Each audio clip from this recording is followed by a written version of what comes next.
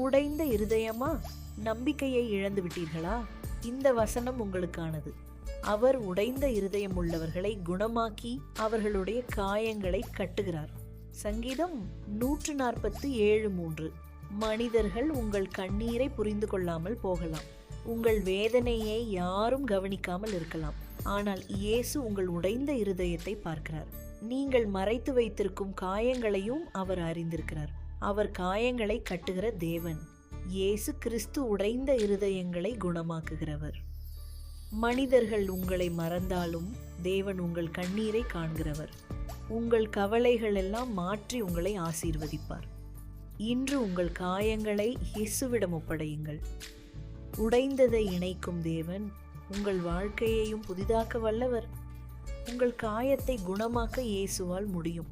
இயேசுவை நம்புங்கள், அவர் உங்களை விட்டு விலக மாட்டார். மனிதர்கள் உன்னை உடைக்கலாம், ஆனால் கிறிஸ்து உன்னை மீண்டும் புதிதாக்குவார். இன்றே அவரிடம் வா. உன் உடைந்த இருதயத்தை அவர் தம்முடைய அன்பால் குணமாக்குவார். அவர் உங்களுக்கு சமாதானத்தையும் முழுமையான சுகத்தையும் அளிப்பார். ஆமேன்.